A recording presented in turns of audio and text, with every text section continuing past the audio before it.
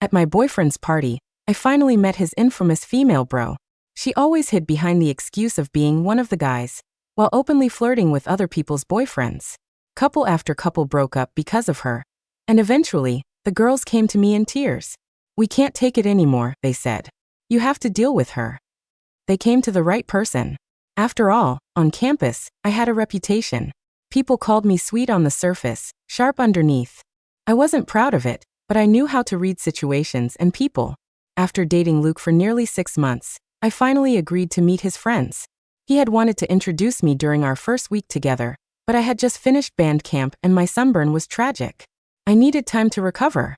I'd already heard about his friend group, and about one particular girl, Nina. Almost every breakup among them somehow traced back to her.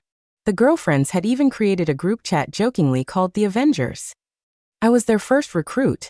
I couldn't let them down. I did my makeup carefully, soft, clean, and elegant, and chose a dress that looked effortless but intentional. "Babe, you look amazing," Luke said, leaning in. I dodged playfully. "Careful. You'll ruin my makeup." He immediately pretended to scold himself. My fault, my fault." Hand in hand, we walked into the restaurant. I spotted his friends right away. Sitting awkwardly among them was a girl with long hair and a forced smile. That had to be Nina. The moment she saw us holding hands, her expression stiffened. "Luke," she said, trying to laugh. "Since when do we bring girlfriends to guys' nights?" I tilted my head slightly. "Babe, why is she looking at me like that? If I knew I wasn't welcome, I wouldn't have come." Luke rolled his eyes and pulled me closer. "Ignore that. Guys, this is my girlfriend, Chloe." His friends immediately hyped him up. "Man, you're lucky. She's stunning. If I were you, I'd show her off every day." Nina's smile faded. "This was supposed to be a guy's night," she said, scanning me from head to toe. "Bringing a girl changes the vibe." The look she gave me made my skin crawl. I stayed quiet, but Luke tightened his arm around me. "I organized tonight," he said calmly. "So yes, I brought my girlfriend."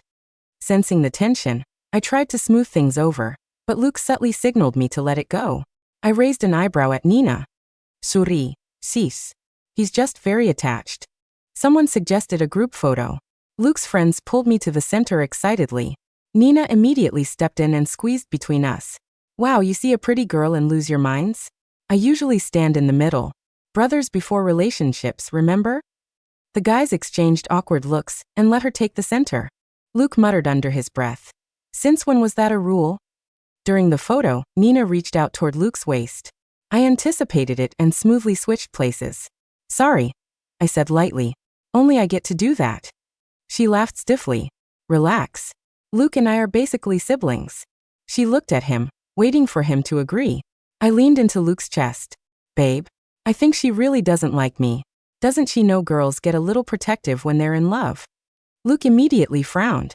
"Stop making my girlfriend uncomfortable." Nina froze. To keep up her laid-back image, she swallowed her anger. When we sat down, Nina pointed at a seat. "That one's mine." I hesitated, looking embarrassed. Luke pulled me back down gently. "She sits here." Nina's smile cracked as she sat beside Luke. Luke placed food on my plate. Nina placed food on his. "Eat more," she said. "You've looked tired lately." Luke recoiled slightly. "Please don't do that. I'm not comfortable sharing utensils." I laughed without thinking. Nina clenched her hands. I quickly softened it. "He's just sensitive lately. You're being thoughtful." Nina said nothing. Luke hadn't been feeling well recently, so I didn't want him drinking. Nina insisted anyway. "Come on, Luke. You used to drink all the time. Is it because of her?" She shot me a look that implied I was controlling him. I stood up calmly. "I'll drink with her." She smirked. "How much could you even handle?" I raised one finger. "1 glass." She laughed. "1." I smiled. "1 night." 3 rounds later. She was clearly drunk. I was completely fine. People tried to stop me. No one stopped her. "She's picking on the little sister," one of Luke's friends joked nervously. I leaned toward Nina. "You really don't need to keep up." She snapped. "What do you mean?" I looked at Luke with worried eyes. "I'm just concerned about her health." That was the last straw. Later, on the way to karaoke, Nina kept stumbling toward Luke. Every time he stepped away. "Why won't you help me?" she slurred. Then she exploded. "You have a girlfriend now and suddenly I don't matter? We used to share beds." I froze. Luke snapped. What are you talking about? That never happened. You're drunk. Stop. The group tried to smooth it over, calling it a joke. I sighed softly. Wow. You're impressive. If I talked like that, I'd have dated half the campus. The silence was heavy. Then Nina pulled out her phone. Luke's mom is calling. She answered on speaker. Auntie? Don't worry. Luke's with me. Luke looked confused. How do you have my mom's number? I cleared my throat. Hello, Auntie. I'm Chloe. Luke hasn't had the chance to introduce us yet. Nina panicked and hung up immediately. I smiled gently. She's so confident. I'd be too shy to even speak to someone's mom. Some of the guys grew irritated. Luke, control your girlfriend. Things were fine before. For the first time, I felt exhausted. So I played my last card. I'm sorry, I said softly, tears welling up. I won't come anymore. I don't want to ruin your friendships. I left. Downstairs, Luke ran after me and hugged me tightly. I'm sorry, he said. If you're not welcome, neither am I. As we got into the car, I saw Nina watching. I leaned into Luke's arms and smiled at her. He drove off without looking back. She had brought it on herself. Luke didn't even start the engine right away. He just sat there with both hands on the steering wheel, jaw tight, staring through the windshield like he was replaying the entire night frame by frame, and finally seeing what I'd been seeing. I'm sorry, he said again, quieter this time. I should have shut it down sooner. I kept my face turned toward the window, letting the city lights smear into soft streaks. I didn't want to cry. I didn't want to make this dramatic. But the exhaustion was real. It's not about shutting it down once, I said. It's about what you tolerate long enough for it to feel normal. Luke swallowed. You're right. Then he reached over, gently, like he was asking permission with his fingertips, and took my hand. I'm choosing you, he said. Not just tonight. Not just because I'm mad. I'm choosing you because you're my girlfriend, and I want a life that makes sense. That should have been enough to melt me immediately. But I'd learned the hard way that words were the easiest thing in the world for people to give when they wanted forgiveness. So I squeezed his hand once and said, Then we're going to do this properly. He nodded. Tell me what you need. Boundaries, I said. Public ones. Luke exhaled like he'd been waiting for someone to finally give him a script. Okay, he said. We'll do it. He drove us to a late-night diner across town, one of those places with warm lights and cracked vinyl booths, where nobody cared who you were as long as you tipped and didn't start trouble. He ordered soup and toast because he still wasn't feeling well. I ordered fries I didn't really want, just to have something to do with my hands. For the first 10 minutes, we barely talked. Then my phone buzzed. The Avengers group chat. One message after another, like fireworks. OMG, you finally met her? Please tell me she didn't touch him. Wait, did Luke defend you or did he do that weak? Haha, she's just like that thing. Chloe, are you okay? I stared at the screen for a second. Luke noticed. The group chat. I nodded. He didn't look annoyed. He didn't roll his eyes. He just said, tell them the truth. So I did. I typed calmly, like I was filing a report. He defended me. He left with me. But yes, she tried. A lot. 3 dots appeared. Disappeared. Reappeared. Then one of the girls, Maya, sent a screenshot. A contact name.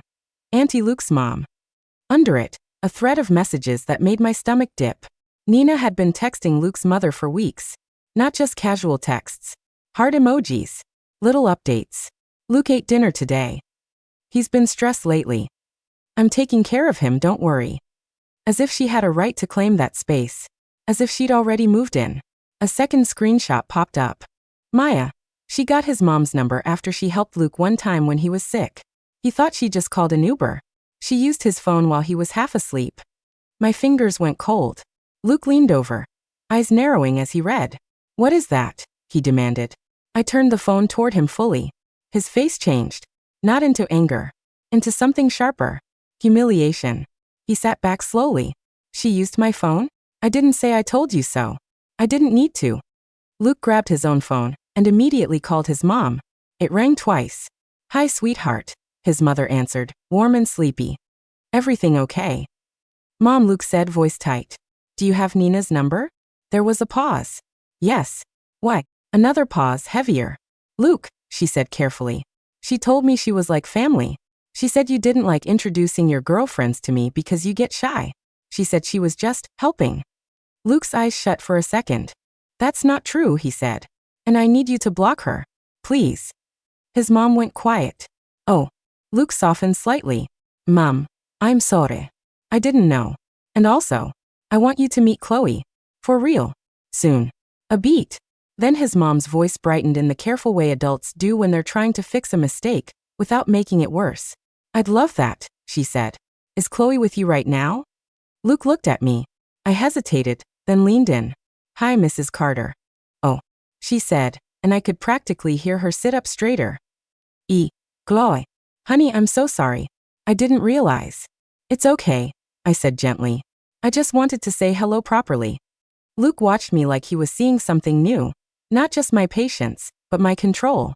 When he hung up, he stared at the table for a long moment, then said, I'm done. Not I'm mad. Not she crossed a line. Done. He opened his messages, went to the group chat with his friends, and typed while I watched. I'm not comfortable with Nina's behavior.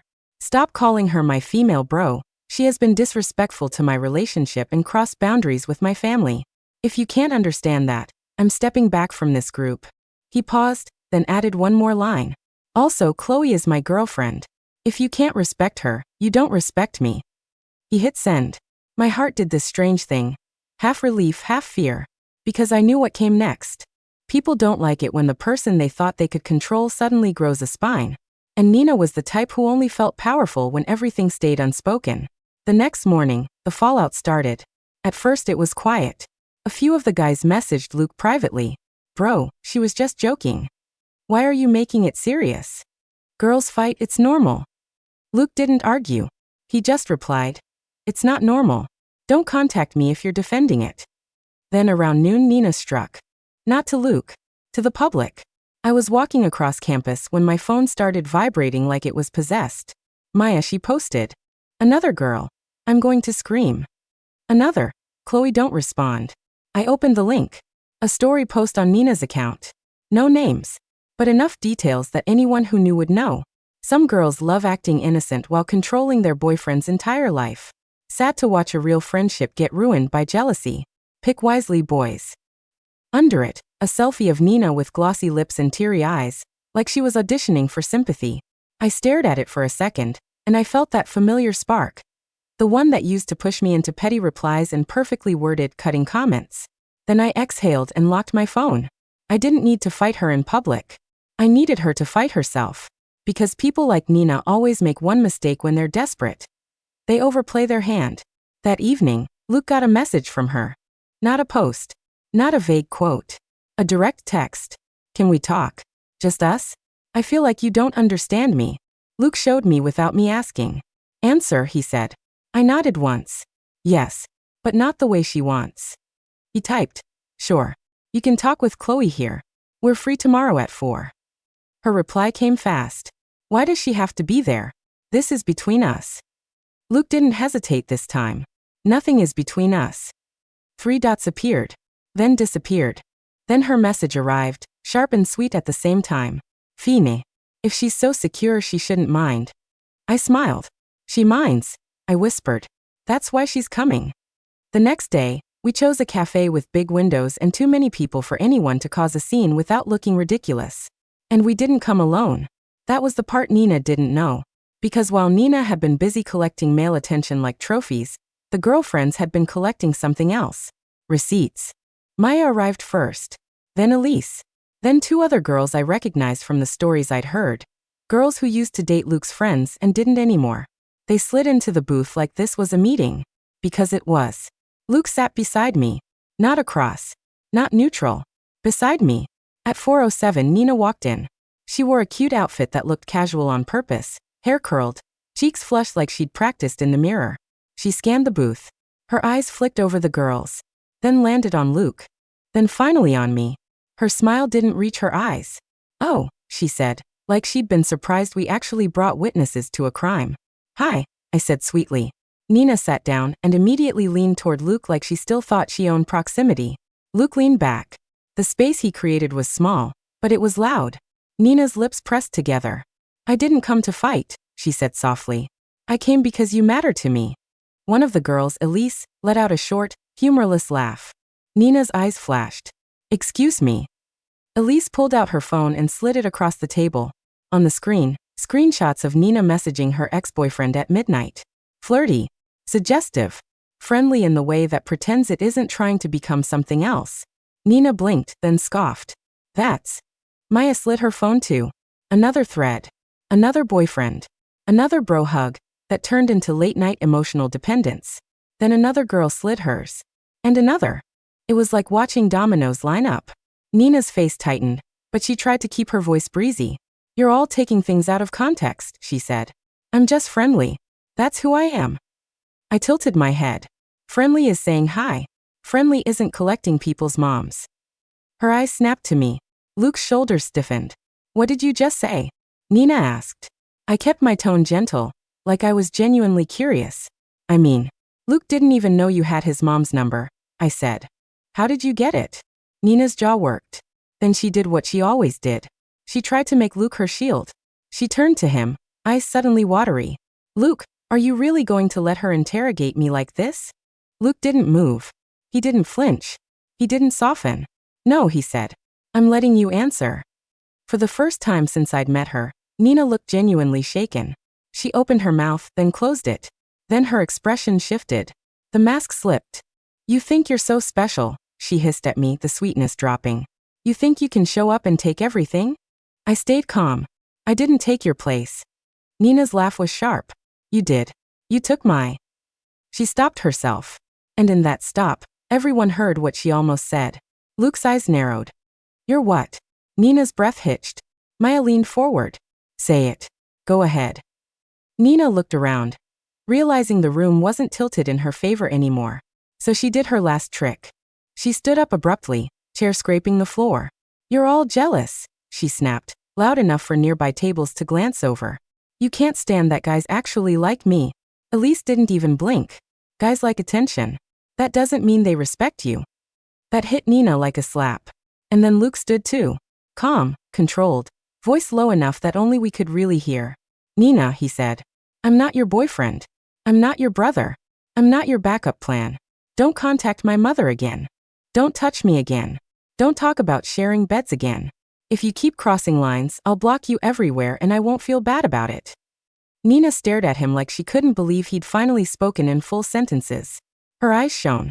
Not with regret. With anger. Fine, she spat, voice trembling. Go be miserable with your perfect little girlfriend. Then she walked out.